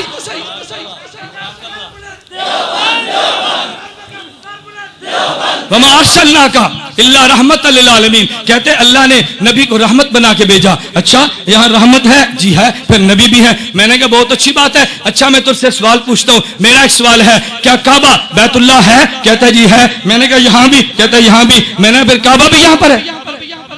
نہیں سمجھے، نہیں سمجھے بھئی. ہم کہتے ہیں کعبہ بیت اللہ، تو یہاں کا بیت اللہ، یہاں کا کعبہ کون سا ہے؟ نہیں سمجھے بھئی. یہاں کا کعبہ کون سا ہے؟ بیت اللہ ہی ہے نا. اب تو نے کہا تھا نا کہ نبی رحمت ہے، تو رحمت یہاں بھی ہے، نبی یہاں بھی ہے. میں بھی کہتا ہوں کہ کعبہ بیت اللہ ہے، تو یہاں کا بھی کعبہ وہی بیت اللہ، وہاں کا بھی وہی بیت اللہ، یہاں بھی وہ وہاں بھی وہ. پھر کعبہ کو ہر جگہ مان لے. کہتے ہیں نہیں نہیں، کعبہ ہے تو وہاں لیکن رخ یہاں پہ. میں کہتا ہوں نبی وہاں پہ، رخ یہاں پہ. نہیں مانتا. میں ایک اور بات کہتا ہوں، میں مانتا ہوں پیغمبر کی رحمت یہاں پہ، پیغمبر وہاں پہ. یہ ایسا ہی ہے میرے دوستوں. آسمان پہ سورج طلوع ہوتا ہے، سورج زمین پہ نہیں ہوتا. سورج وہاں پہ، کرنیں یہاں پہ، پیغمبر وہاں پہ، رحمت یہاں پہ. تکبیر. تاجدار ختم نبوت، تاجدار ختم نبوت. یہ عجیب بات ہے ظالم. تو پیغمبر کے نور کو چاند سے بھی کم مانتا ہے، پیغمبر کی رحمت کو سورج سے کم مانتا ہے. اگر سورج وہاں پہ رہ کے کروڑوں کلومیٹروں کو روشن کر سکتا ہے، پیغمبر مدینے میں زندہ رہ کے عالم رحمت کیوں نہیں بانٹ سکتا؟ اس لیے میں کہتا ہوں سورج وہاں پہ، روشنی یہاں پہ، سورج وہاں پہ، حرارت یہاں پہ، سورج وہاں پہ، کرنیں یہاں پہ. میرا محمد روزے میں زندہ. حضور کی رحمت پوری دنیا میں موجود ہے. حضور نے مدح بیان کی، الحمدللہ الذی ارسلنی رحمت للعالمین. میں نے عرض کیا نا، میں وقت کی قلت کی وجہ سے جملے کاٹ رہا ہوں، ورنہ میں ایک ایک جملے کی رب کعبہ قسم شرح بیان کرتا. حضور نے اعلان کیا، فرمایا لوگوں تم نہیں جانتے مجھے بشیرا نذیرا بنایا. یہ سب آپ نے سنا. اللہ کے پیغمبر نے آخر میں کہا وجعلنی فاتحہ و خاتمہ. فرماتے ہیں حضور نے مجھے، اللہ نے مجھے اول بھی بنایا، آخر بھی بنایا. جب کوئی نہیں تھا رب نے میری روح کو پیدا کیا. جب کوئی نہیں ہوگا تب بھی میری نبوت کے چرچے ہوں گے. میں اول بھی ہوں، مجھے آخر بھی ہوں. اللہ کے پیغمبر اول بھی تھے، اللہ کے پیغمبر آخر بھی تھے. مجھے اس پہ قصہ یاد آیا. مولانا قاسم نانوتوی اللہ اس کی قبر پہ کروڑوں رحمت نازل فرمائے. مباحثہ شاہ جہان پور تھا، مناظرہ طے ہوا. مناظرہ کس سے تھا؟ آریہ ہندو سے. مولانا قاسم نانوتوی دارالعلوم دیوبند سے چلے مناظرے کے لیے، شاہ جہان پور میں پہنچے مباحثے کے لیے. ہندو آریہ پنڈت آئے. مولانا قاسم نانوتوی سے کہا حضرت آپ بڑے ہیں، آپ بزرگ ہیں، آپ مناظر ہیں، آپ سرتاج ہمارے، آپ شیر پہ تشریف لائیے، آپ اپنے دلائل پہلے دے، ہم دلائل بعد میں دیں گے. مولانا فرمایا نہیں نہیں نہیں، دلائل تم پہلے دو، میں دلائل بعد میں دوں گا. ہندو کہنے لگا حضرت آپ پہلے آئے، آپ بڑے ہیں. فرمایا تم نہیں جانتے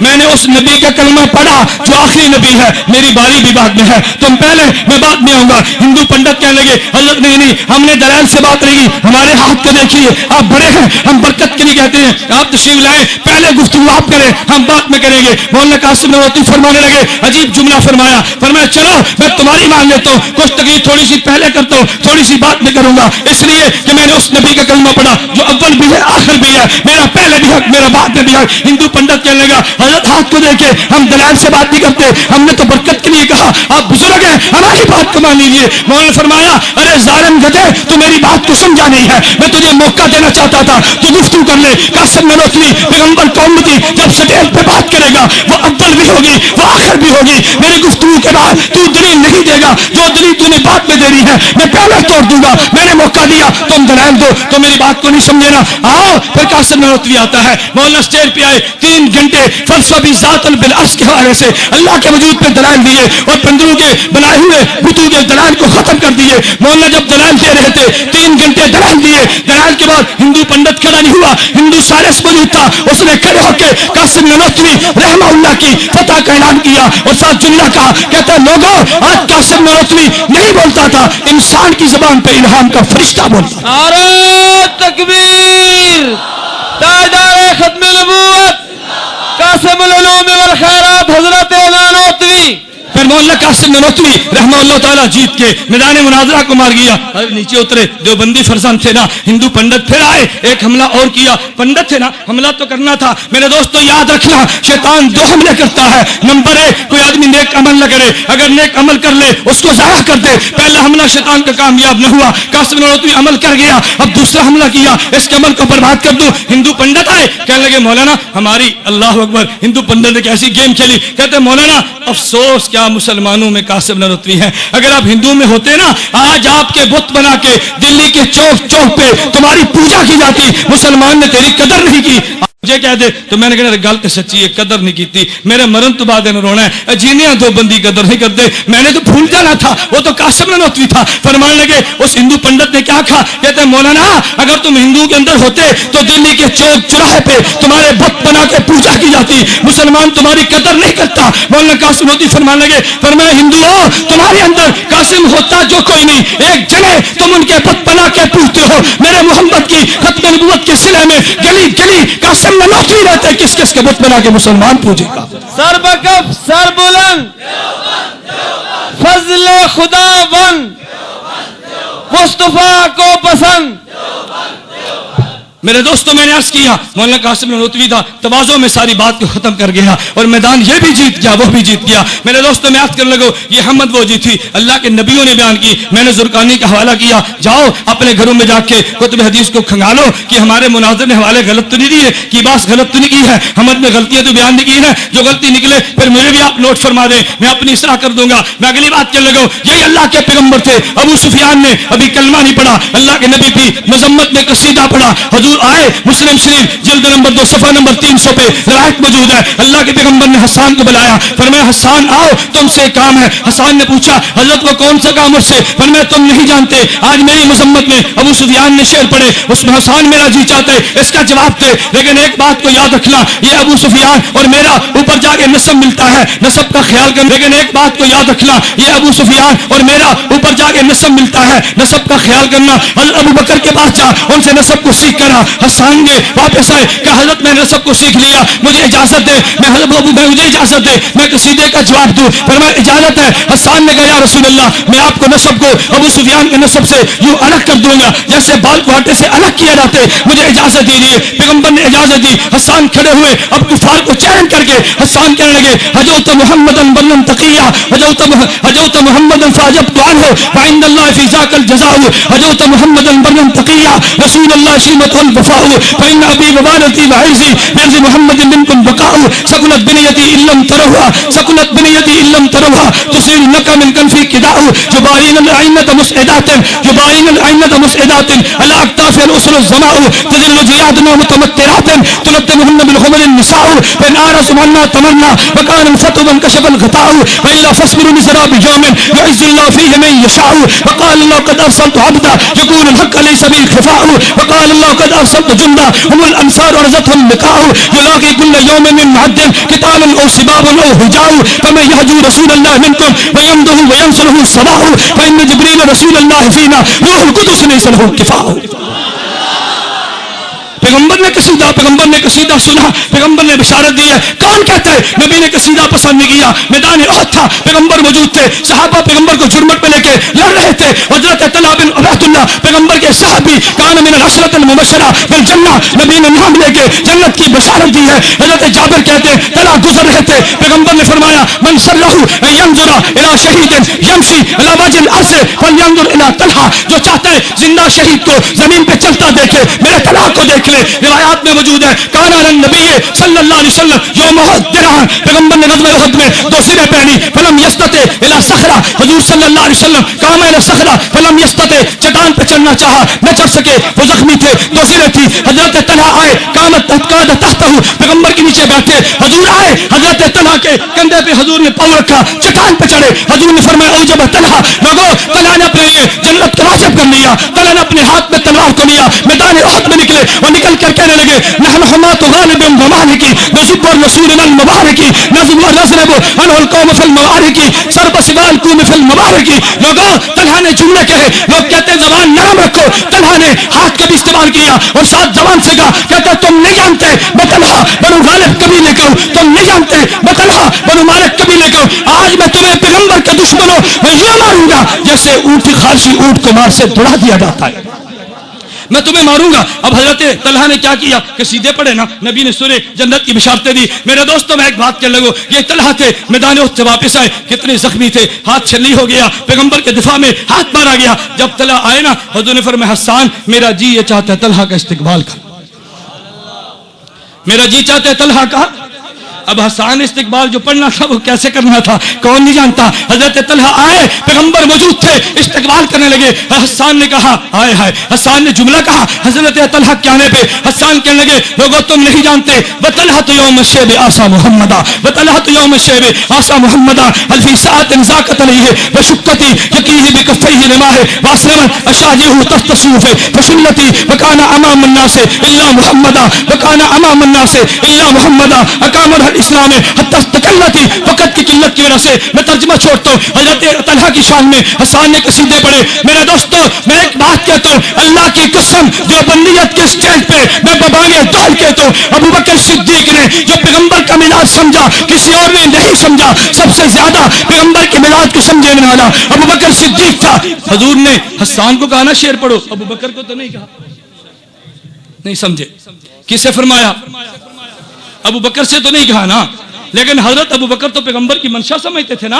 ابو بکر سمجھے رضی اللہ عنہ, آج میرا نبی شعر سننا چاہتا ہے. حضرت ابو بکر سمجھے طلحہ کی شان میں سننا چاہتے. طلحہ حسان بیٹھے, ابو بکر صدیق کھڑے ہوئے, فرمایا ہاں نبی الہدا والخیل تتبعہ. ہائے ہائے. ابو بکر صدیق اٹھے, فرمایا ہاں نبی الہدا والخیل تتبعہ حتی اذا ما لقوا ہاما عن الدین. گھوڑے روند رہے تھے, طلحہ محمد کا دفاع کر رہا تھا. کہتا ضربا علی الطعن اذ ولت حماتهم والناس من بین مہدیهم ومفتونی. ابو بکر صدیق نے کہا یا طلحہ ابن عبید اللہ قد وجبت لك الجنان وزوجت المحارم. ابو بکر بیٹھے, عمر کھڑے ہو گئے. عمر سمجھے آج میرا پیغمبر شعر سننا چاہتے.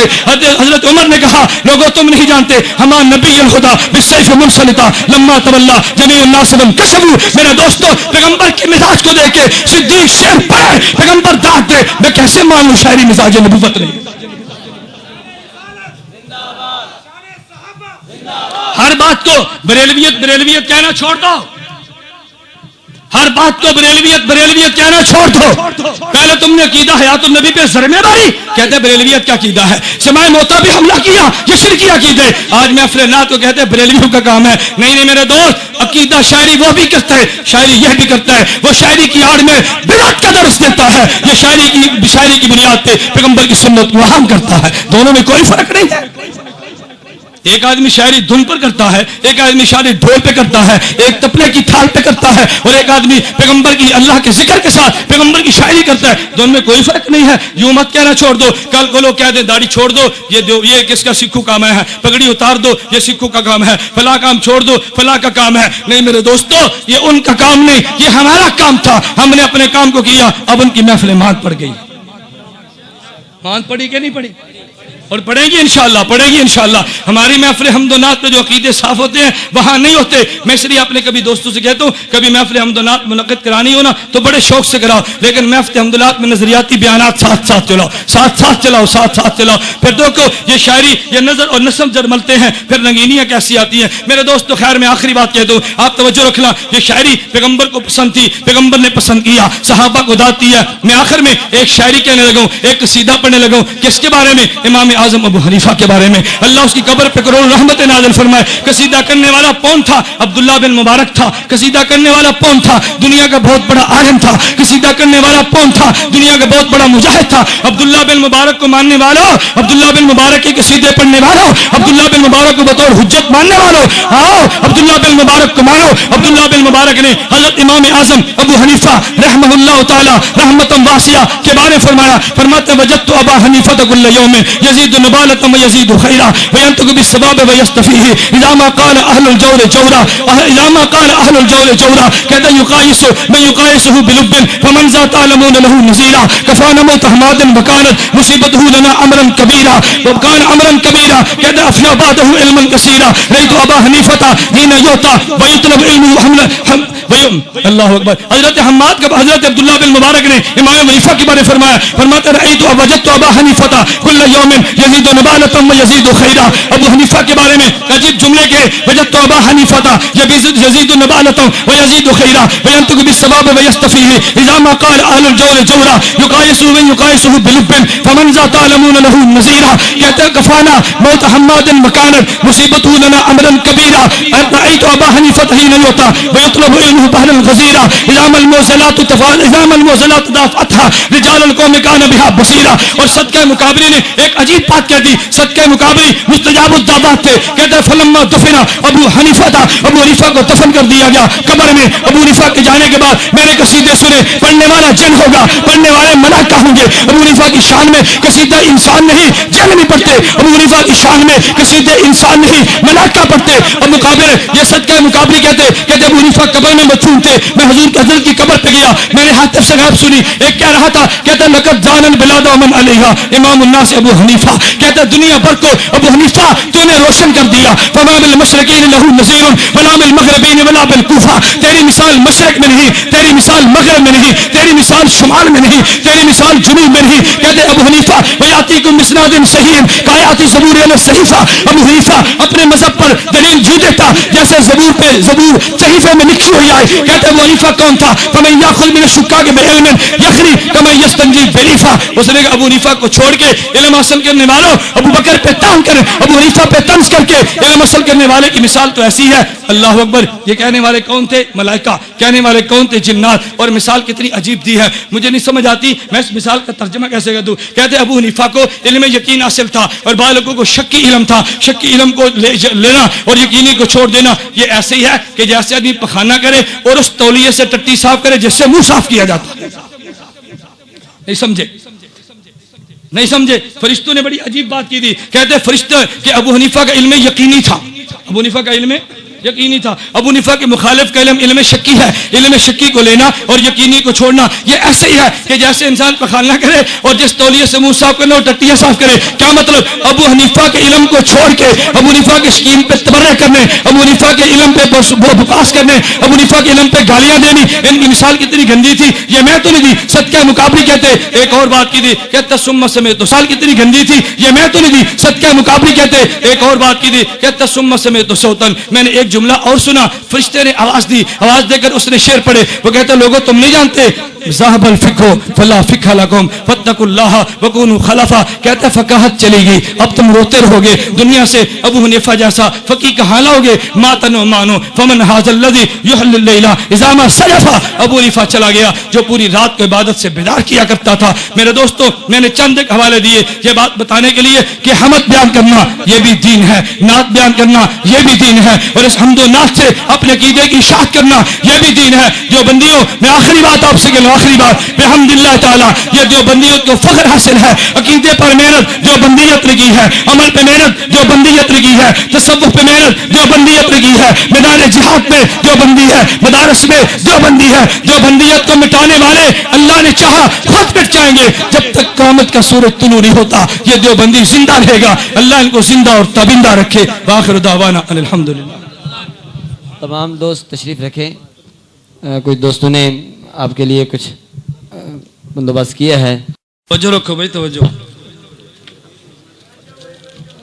نہیں کوئی نہیں، بس میں آپ کا زیادہ وقت لیتا. آپ تھوڑی دیر بیٹھ جاؤ. بابا تم نے یہاں سونا ہے، سفر میں نے کرنا ہے. جلدی تو مجھے ہونی چاہیے. میں نے کہ سفر کی مسافت آپ کو بتائی تو آپ نے یقین بھی نہیں کرنا. آپ نے کہنا شاید سچ نہیں بولتا، یہ کیسے سفر کر کے جمعے میں پہنچے گا. آپ تھوڑی دیر توجہ کرو. دھیان جو آپ سوال، غیر مقلدین کے پیچھے نماز پڑھنا جائز ہے؟ قطعاً جائز نہیں. ان سے رشتہ کرنا جائز ہے؟ وضاحت فرمائیں. یہ بدعتی ہیں اور بریلویوں سے بڑے بدعتی ہیں، لہذا ان سے اجتناب زیادہ ضروری ہے. غیر مقلدین کے پیچھے نماز پڑھنی جائز ہے؟ قطعاً جائز نہیں. اگر پڑھ لی تو اس نماز کا کیا کریں؟ اعادہ کریں، نماز دوبارہ دہرائیں، اللہ سے معافی مانگیں. سوال یہ ہے کہ عالم کو برا بھلا کہنا یا بغض رکھنا یہ ٹھیک ہے یا غلط ہے؟ عالم برحق ہو تو اس سے بغض نہیں رکھنا چاہیے، محبت کرنی چاہیے. اور اگر باطل عقیدے کے مالک ہو تو اس سے بغض رکھنا بھی ایمان ہے. لولا کا لما خلقت الافلاق لولا کا کما خلقت الارض والسماء، کیا یہ حدیث سے صحیح ہیں؟ حدیث کے الفاظ اگرچہ ثابت نہ ہوں مگر معنی بالکل ٹھیک ہے. احمد یا لاہوری صاحب ٹھیک ہے. ان قریب انشاءاللہ العزیز ایک رسالے کی منظوری مل گئی ہے طائفہ منصورہ کے نام سے، بہت جلد وہ منظر عام پر آ جائے گا. اس میں اصلاحی، اعتقادی، نظریاتی مضامین پر مشتمل ہوگا. آپ حضرات سے گزارش ہے جب رسالہ آپ کے پاس آئے تو ضرور خریدیں. اگر استاد منکر حیات النبی صلی اللہ علیہ وسلم فی القبر ہو اور تقریباً ہر سبق میں اپنے باطل عقائد کی تبلیغ کرتا ہو تو اس کے ساتھ کیا رویہ اختیار کیا جائے؟ اس کو سمجھانا چاہیے. اگر بات اس کی سمجھ میں نہ آئے تو کم از کم اس سے پڑھنا چھوڑ دینا چاہیے. اپنی سند حدیث میں بدعتی استاد کو ہرگز داخل نہ کرے. ذاکر نائک مجھے اگر یہ بیان کے شروع میں فرما دیتے تو میں ذاکر نائک پہ تفصیلی بیان کرتا. تفصیلی میں ہر جگہ پہ اس کے بارے میں ذاکر نائک بدعتی ہے. ذاکر نائک وقت ضرورت شافی مالکی وغیرہ پہ مسائل لینا جائز ہے وہ وقت ضرورت، لیکن ہمارے ملک میں شافی مسلک کی قطعاً کوئی ضرورت نہیں ہے، کوئی ضرورت نہیں ہے. اس لیے ہمارے ہاں وہ ضرورت نہیں کہ شافی اور مالکی کو بہانہ بنا کر غیر مقلدیت کے دروازے مت کھولو. ڈاکٹر ذاکر نائک یہ غیر مقلد ہے، گمراہ ہے اور پرلے درجے کا شیطان ہے. اس نے امت میں فرقہ واریت کو بیج بویا ہے. بہت سارے مسائل ایسے غلط بیان کے اہل سنت والجماعت سے کوئی تعلق نہیں ہے. ذاکر نائک یہ کہتا ہے اگر کوئی آدمی 3 طلاق نہیں 1000 طلاق بھی اکٹھی دے دے تو طلاق ایک ہوتی ہے، اور یہ مذہب یا شیعوں کا ہے یا رافضیوں کا ہے. اس پر 15 محرم کو توسے میں ہمارا تفصیلاً 3 گھنٹے کا مناظرہ ہوا. ہم نے مناظرے میں دعویٰ یہ کیا تھا کہ 3 طلاق کو ایک کہنا یہ شیعوں اور مرزائیوں کا مذہب ہے. عالم اسلام میں مسلمانوں کا قطعاً مذہب نہیں ہے. جو یہ مذہب اختیار کرتا ہے وہ شیعوں اور مرزائیوں کا مسئلہ کرتا ہے، اور بالکل ذاکر نائک کا یہی مسئلہ ہے. پردے کے بارے میں ذاکر نائک چہرے کے پردے کا قائل نہیں ہے، یہ بہت بڑی گمراہی ہے. ذاکر نائک امت کے جمہور مسائل سے ہٹا ہوا ہے. اب میں نے عرض کیا نا تفصیلاً میں عرض کرتا، اللہ نے توفیق دی تو پھر کبھی سے میں نے خلاصہ عرض کر دیا ہے کہ غیر مقلد ہے، اس سے بچنا بہت ضروری ہے. اس کی جو کتابیں چھپی ہیں ہم نے ان کتابیں جمع کرنی شروع کر دی ہیں.